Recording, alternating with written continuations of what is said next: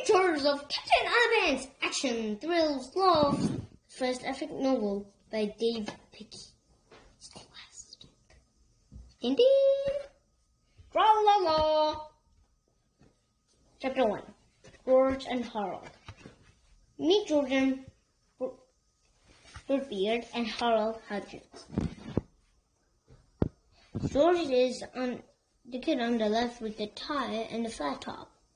Eldest one with the t-shirt and bad haircut. Remember that now.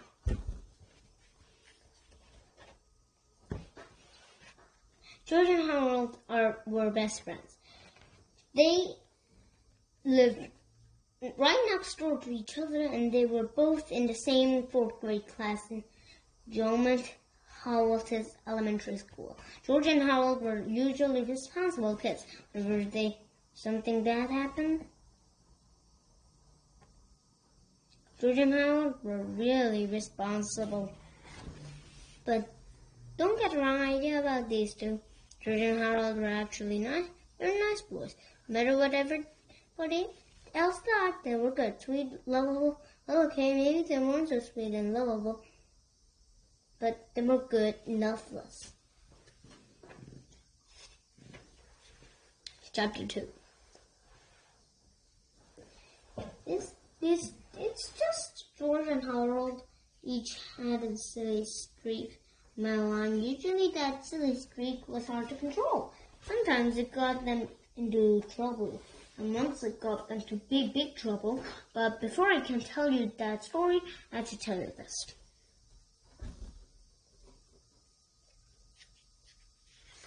Now, Harold loved to draw, and George loved to make up stories. And together the two boys spent hours and hours writing and drawing their own first comics. Over the years, they had created hundreds of their own comics, starting tons of their own superheroes. There was Dogman, thinking Timmy the Talking Toilet, and who forgot the amazing Cow Lady? But all the time, the greatest superheroes they ever made up had to be the amazing Captain Underpants. Chapter 3. The Adventures of Captain Underpants! Night. Tra-la-la. Look up in the sky, it's a bird. It's a plane. It's an egg sandwich. No way, I'm Captain Underpants. More powerful than boxer shorts. And able to leap tall buildings without agility. Tra-la-la. Night and day, Captain Underpants watched over the city. So Captain Underpants took off running in the countries. Hell, they chased him and chased them. And nearly unbearable hunk got too tired and listened to chase Captain Underpants. How about a nice drink of water? And suddenly, hold on.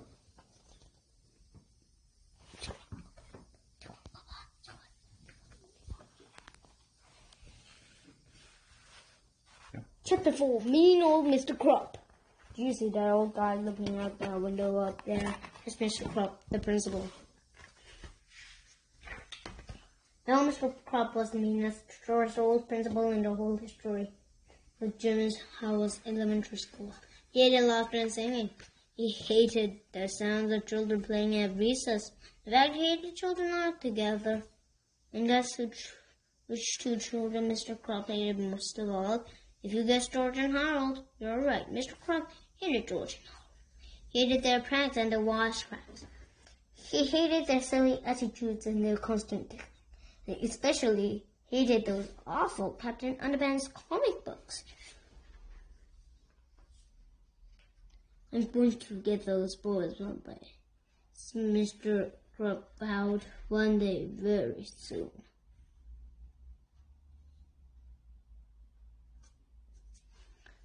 Chapter 5. One day very soon. Remember when I said that George and Harold's silly steak has been to big trouble once? Well, this story of how that happened And somehow the huge brass and a little black man turned their principal into the coolest superheroes at one time. The cheerleaders ran into the field and shook pom-poms over their heads. A fine black dust drifted out of their pom-poms and settled around them. "Give me a cake," shouted the cheerleaders. "Give me an hand," shouted the cheerleaders. And repeated the fans. "Give me an achoo," repeated the fans. The cheerleaders sneezed and sneezed and sneezed some more. They couldn't stop sneezing. "Hey," shouted the fan in the bleachers. "Somebody sprinkled black pepper the cheerleaders' pom-poms." "I wonder who did that?" asked another fan.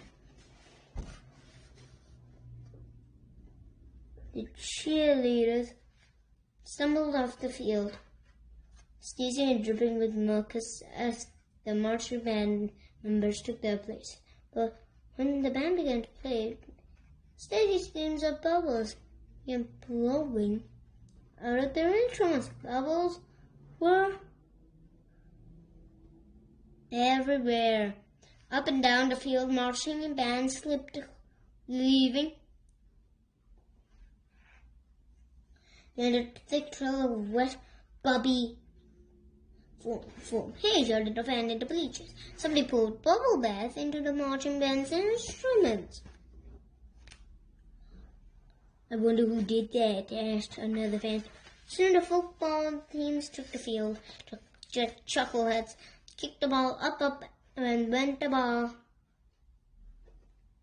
higher and higher, and kept coming right on until then nobody could see it anymore. "Hey," shouted a fan in the bleachers. "Somebody filled the ball game with helium." "I wonder who did that?" There's another fan.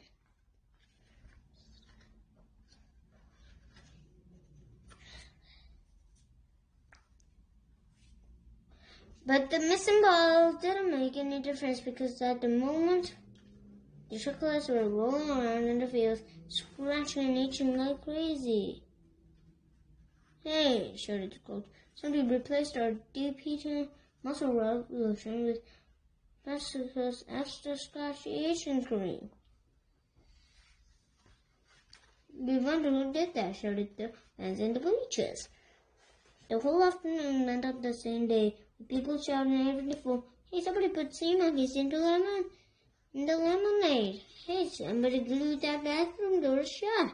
Before long, most of the fans in the bleachers had gotten up and left. The big game had been horrified, and everyone in the entire school was miserable. Everyone except for the two boys crouching in the shadows beneath the bleachers. Chapter 6. Busted. The next day at school, an announcement came over the loudspeakers. George Beard and Harold Hutchins, please report to Principal Krupp's office at once. George and Harold entered Principal Krupp's office and sat to the chairs. The two boys had been in this office together countless. "Oh, that's too bad," said Principal Krupp. "You boys missed a good game." George and Harold quickly glanced at each other, gulped, and tried hard to not to look guilty. "For you, I have a videotape of the whole thing," Mr. Krupp said. He turned on the television in the corner with the VCR. A black and white image overhead the TV screen. George eyed the television screen in terror. He couldn't answer. Harold's eyes were glued to the floor. He couldn't look. The tape went on, revealing all of George and Harold's behind-the-scenes accents. But now the both boys were eyeing the floor, squirming nervously and dripping with sweat. "I just didn't know it would be so easy." Chapter 7. A Little Blackmail. Mr. Krupp sat in his chair and chuckled to himself for a long, long time. Finally, George got up to the courage to speak. "What are you going to do with that tape? I thought you never asked," Principal Krabs. I thought long and hard about when I to do this thing, Mr. Krabs said. At first, I thought I'll send copies to your parents. They swallowed hard and sank deeply in their chairs. Then I thought I might send a copy to school board. Mr. Crow continued. I could get you both expelled for this. The boys swallowed hard and sank deeper into the chairs. Finally, I came to a decision. Mr. Crow concluded. I think the football team will be very curious to find out just who was responsible for yesterday's fiasco. I think I'll send a copy to them. George and Harold leaped out of their chairs and fell to their knees. Oh no, cried George. Can't do that, they'll kill us. Yeah, begged Harold. They'll kill us every day for the rest of our lives. George and Harold carefully looked over the list. This is a blackmail, said George. Call it what you like, Mr. Krabs snapped. But if you don't follow the list exactly, the shape becomes the butter height-wise chocolates. At 6 o'clock the next morning, George and Harold dragged themselves out of bed, walked over to Mr. Krabs' house, and then began washing his car. At school, George and Harold sat up straight, listened carefully, and spoke only when spoken to. They didn't tell jokes, they didn't pull pranks, and they didn't even smile. Their teacher kept pinching herself.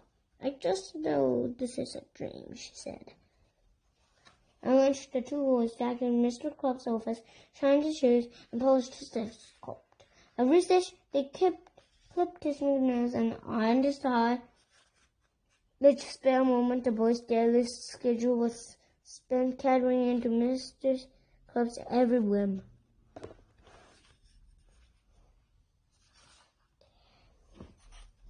After school, George and Harold mowed Mr. Krabs' lawn, tended the garden, and began painting the front of his house. At sunset, Mr. Krabs came outside and handed each boy a stack of books. Gentlemen, he said, I asked your teachers to get both extra homework. Now go home, study hard, and I'll see you back here at 6 o'clock tomorrow morning. We've got a busy day ahead of us. Thank you, sir, boomed the two boys. George and Harold walked home dead tired. Hey kids, it's the hypno ring. Learn about art of hypnosis. Amaze your friends. Control your enemies. Rule the world. He took a piece of paper out of his pocket and handed it to Harold. It was an old magazine for the 3D hypno ring. How's this going to help? Asked Harold. We always gonna do hypnotize Mr. Krabs, said George. We'll make you watch the video and forget this whole mess ever happened. That's a great idea, said Harold. The best part was we only have to wait 4 to 6 weeks for delivery.